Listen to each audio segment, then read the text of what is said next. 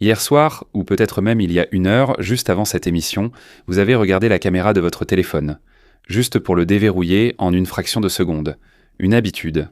Votre visage a été enregistré à cet instant par quelqu'un et stocké quelque part. Et un jour, cela pourrait être très utile. Et après-demain, peut-être qu'à l'aéroport, on vous proposera de regarder une autre caméra pour ne pas faire la queue.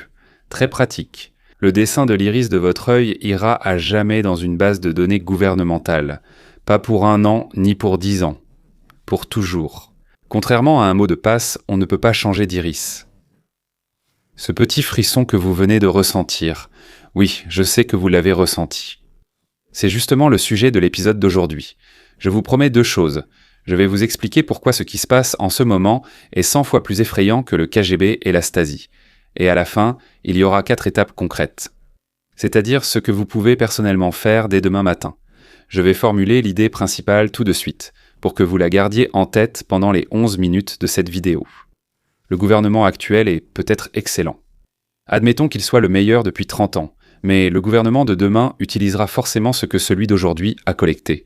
Pas parce qu'il est mauvais, mais parce qu'il aura entre les mains un levier aussi facile à actionner.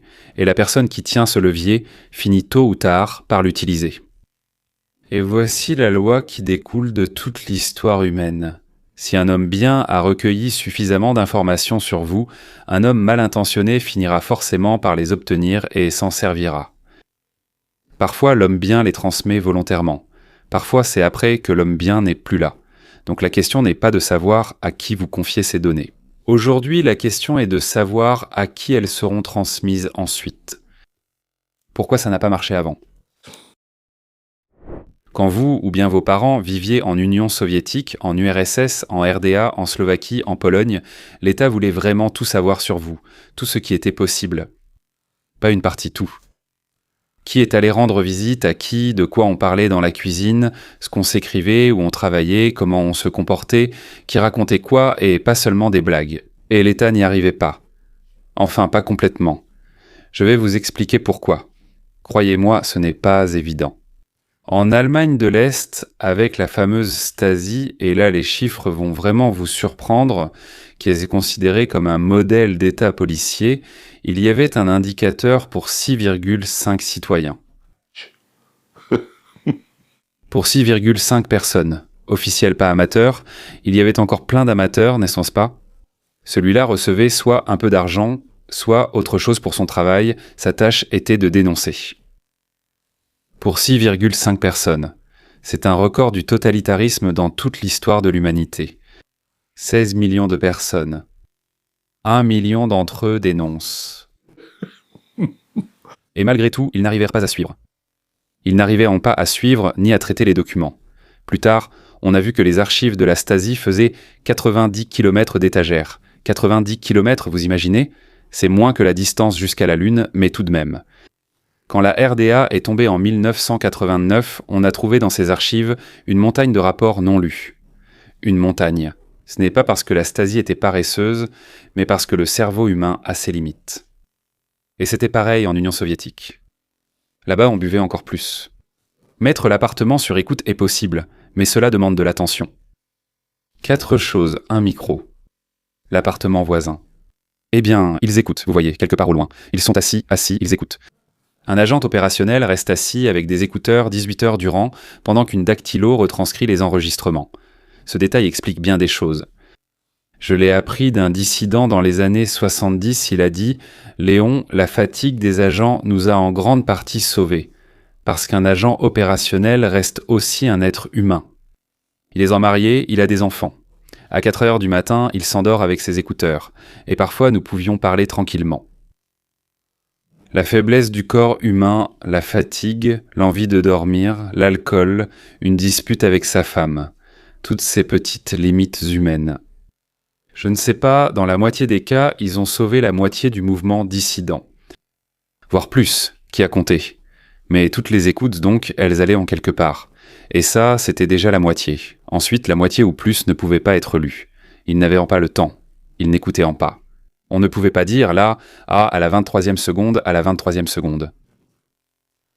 La surveillance ne débouchait pas toujours sur une arrestation, parce qu'entre nous et l'État, il y avait une personne épuisée. Et c'est ce que nous devons comprendre. Si le KGB et la Stasi n'ont pas instauré un contrôle total, ce n'est pas par bonté de cœur. C'étaient les limites physiques de l'être humain. Ils le voulaient, ils ont essayé, mais notre biologie les a arrêtés. La disparition de l'agent fatigué. Et maintenant, attention, regardez ce qui s'est passé au cours des 35 ans qui ont suivi la chute du mur de Berlin. L'agent fatigué a disparu. Il a été remplacé par un algorithme qui ne se fatigue pas, qui ne boit pas, qui ne dort pas. Le pire, c'est qu'il ne se dispute pas avec sa femme. Un seul serveur aujourd'hui fait le travail de 10 000 employés du KGB, 24 heures sur 24, 7 jours sur 7. La reconnaissance faciale en temps réel dans les rues de Londres, il y a plus d'une caméra pour 10 personnes. À Shanghai, il y en a 2 par personne. À Moscou, le système Ville Sûre s'est relié à la base de données des passeports. La biométrie par l'iris, ce dont je parlais lors de l'ouverture, est en train d'être déployée en ce moment même aux États-Unis. ICE étant l'utilisation du contrôle biométrique de l'iris. Iris, c'est justement cela, n'est-ce pas? D'abord uniquement pour les migrants, puis dans 2 ans, comme option pour les citoyens, pour plus de commodité, et dans 5 ans, ce sera obligatoire. Voilà. La Chine. Le crédit social, voilà notre avenir, le crédit social depuis 2014, je crois. Oui, 1,4 milliard de personnes. Chacun a un score numérique. C'est-à-dire, selon ce que tu fais, ce que tu dis, comment tu te comportes, et ainsi de suite, tu reçois un certain score. Si tu as un score bas, je ne sais pas, sur 100 ou sur 1000 ou sur 30 chez eux. Mais si ton score est assez bas, on ne te vendra pas de billets pour le train à grande vitesse. Même avec ton argent, on ne te vendra pas de billets de train à grande vitesse. Impossible d'inscrire ton enfant dans une bonne école. Tu ne pourras pas obtenir de crédit. Messieurs, ce n'est pas une théorie, ça fonctionne. L'Union européenne envisage le contrôle des messageries. Le scan obligatoire des messages dans les messageries. Et pourquoi faire? Oh, c'est pour protéger les enfants. Ce sont les pires ennemis des enfants sur Terre, mais soudain ils ont choisi de les protéger. Partout, mais c'est le même schéma. Partout où l'État a la possibilité technique de collecter, il collecte. Sans exception, sans idéologie. Le pouvoir prend autant que la physique et la société le permettent. La physique le permet maintenant, donc tout dépend de la société, c'est-à-dire de nous. J'ai promis 4 étapes concrètes. Je tiendrai parole. Mais d'abord, une histoire que vous n'entendrez nulle part ailleurs. Oui. Au fait, mettez un like maintenant, pendant que vous y pensez. C'est un signal pour l'algorithme. Il manque des analyses comme celle-ci. Beaucoup pensent. D'accord, Léon. Mais Trump est à la Maison-Blanche. Il est avec nous, il réfléchit, il va stopper la surveillance. Mais non, il ne le fera pas. Ce n'est pas parce qu'il ne le veut pas. Laissez-moi vous expliquer pourquoi, d'accord? Le premier mandat de Trump, donc, c'était de 2017 à 2021. Que se passait-il au FBI? Crossfire Hurricane, enquête russe fabriquée. Contre Trump. Quoi? L'utilisation de documents de style qui était une invention payante, c'est-à-dire le mandat FISA contre Carter Page, basé sur des mensonges absolus, les enregistrements de Comey. Toute la machine du FBI, de la CIA, de l'OGP ne travaillait pas pour le président, qui était pourtant leur chef suprême. Elle travaillait contre le président, à qui elle était officiellement subordonnée, tout en lui souriant et obéissant. Elle cachait et faisait tout ce qu'elle voulait. Pourquoi? Le président américain en exercice a été trompé, mis sur écoute et saboté par ses propres services secrets pendant 4 ans. Et nous ne l'avons appris que grâce à des fuites, au travail des procureurs spéciaux et à la publication lente de documents. Qu'est-ce que cela signifie pour nous? Cela signifie que l'état profond existe non pas comme une théorie du complot, mais comme une infrastructure technique. Comprenez bien le mot infrastructure. Des centaines de milliers d'employés, des serveurs, des contacts avec des sous-traitants, des bases de données qui grossissent 24 heures sur 24 avec notre argent, bien sûr. Et cette infrastructure survivra à n'importe quel président. Eh bien, c'est évident, n'est-ce pas? J'observe. C'est observable, comme on dit. Et la logique de ces employés est simple. Trump est là pour 4 ans, mais moi je suis ici depuis 30 ans. Qui est-ce que je sers vraiment? La réponse, ce n'est pas à celui qui l'a nommé, mais à celui qu'il craint le plus. Aujourd'hui, en 2026, c'est le 2e mandat de Trump. Est-ce mieux? Peut-être. Mais à quel point c'est mieux, aucun de nous ne le sait. Parce que la définition de mieux, c'est qu'ils en font moins. et vous ne voyez pas ce qu'ils font réellement. Et nous ne savons pas. Des départements de la CIA censés gérer certaines missions se rendent compte qu'ils font en réalité autre chose. Alors, qui parmi les nommés par Trump va vérifier ? Impossible. Personne n'ira leur dire quoi que ce soit. Mais cela ne veut pas dire qu'il faut abandonner. Donc il ne faut pas compter sur un bon président, il ne faut pas compter sur un bon tsar, il ne faut pas compter sur un bon président, il ne faut pas compter sur un bon gouvernement, il ne faut pas compter sur un bon congrès, ni sur un bon parti. Un bon président partira dans 4 ans, mais ce Hanotchak restera. Le suivant le reprendra. Peut-être que ce sera un bon, mais 1 sur 2 sera forcément mauvais. Voilà. Et une dernière pensée avant que je vous donne ces 4 étapes. Beaucoup d'entre vous vont dire maintenant « Léon, je vis honnêtement, je n'ai rien à cacher, qu'il collecte ». J'entends cette phrase à chaque fois. Je me rappelle toujours qui disait cela en Union soviétique dans les années 70, ceux qui devinrent refusniks dans les années 80. Des dossiers existaient en Surpapkin, certains. On leur disait non, sans raison claire. Non à quoi ?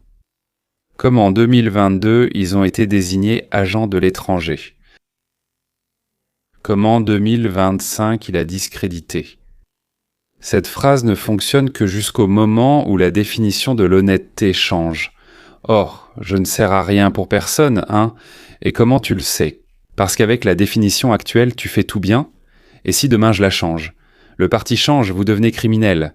La mode change, vous devenez criminel. La définition de l'opinion correcte sur Twitter change et soudain vous êtes vu comme un criminel. Cela m'est arrivé. Je l'ai dit bien des fois, en 2023, 2024, j'ai été banni 7 fois. En 2024, on m'a retiré la plateforme 7 fois peu importe où, partout, oui. Et vos données, qui étaient les collectées innocemment pendant 10 ans, deviennent maintenant des preuves contre vous. Celui qui n'a pas de secret n'est pas libre, mais simplement quelqu'un dont les secrets n'intéressent qu'aux personnes pour le moment. Et maintenant, comme promis, les 4 étapes, pas des slogans, concrètement, ce que vous pouvez faire personnellement, là, après avoir regardé cette vidéo, ou au plus tard, quand vous vous réveillerez demain matin. Première étape. Le chiffrement comme une question d'hygiène, oui, vous pouvez chiffrer. Installez Signal à la place de votre messagerie habituelle. Installez par exemple ProtonMail ou Tutanota à la place de Gmail. Cela prend 15 minutes et c'est gratuit. Chaque personne qui cesse de transmettre ses données à l'État augmente le coût de la collecte pour l'État. Si 200 millions de personnes font cela, la surveillance de masse redeviendra économiquement impossible, comme elle l'était autrefois pour la Stasi. Ce n'est pas à cause de la barbe de l'État, ni par bonté, mais parce que la ressource est devenue trop chère. Deuxième étape. Le local au lieu du cloud, voilà, l'IA sur votre appareil, et non dans le cloud, vous pouvez déjà le faire. C'est exact, oui, pourquoi tant de gens passent ? Oui, c'est comme Claude, comment ça s'appelle ? Donc le Bitcoin ou l'argent liquide pour ces opérations où vous n'avez pas besoin que quelque chose soit enregistré quelque part. Oui, des livres papier si possible, des notes papier si possible, le stockage local des photos sur votre disque, pas sur un service tiers, on peut apprendre beaucoup de choses à partir de vos photos. Le principe est simple. Tout ce que vous n'avez pas besoin de donner, ne le donnez pas, gardez-le, comme on dit, près de vous. Troisième étape, l'activisme juridique est très important. San Francisco, Biélorussie. Auckland, Boston, Portland ont déjà interdit l'utilisation de la reconnaissance faciale par les services municipaux. Ce n'est pas Washington, c'est le niveau de votre propre ville. Renseignez-vous sur les membres de votre conseil municipal. Votez pour ceux qui soutiennent cette mesure. 20 villes, c'est une vague, 100 villes, c'est déjà la loi. Quatrième étape, la plus importante, quand un politicien, qu'il soit de gauche, de droite, le vôtre ou un autre, propose d'élargir la surveillance ou d'étendre la base de données pour votre sécurité, peu importe la cible. Élargir les pouvoirs des services spéciaux. Rappelez-vous une chose simple. Un homme bien peut devenir un homme mauvais en un 100 millième de seconde. Et refuser. Vous refusez, au bureau de vote, en discutant avec un voisin dans une lettre à un député. Faites confiance mais vérifiez. L'essentiel que je veux que vous reteniez, la technologie n'est pas une condamnation, la technologie est un levier. Le même serveur qui stocke aujourd'hui votre iris peut demain travailler pour vous. Le même réseau que l'État utilise pour la surveillance vous offre déjà aujourd'hui des outils gratuits dont aucun dissident de l'URSS n'aurait pu rêver. La cryptographie, absente dans les années 70, est aujourd'hui dans la poche de tous. Votre voix, autrefois cantonnée à la cuisine, résonne aujourd'hui dans le monde entier grâce à une seule vidéo YouTube. L'État utilise la technologie contre vous seulement tant que vous ne l'utilisez pas pour vous-même. Ce n'est pas un choix de liberté. Ce n'est pas une question de pays.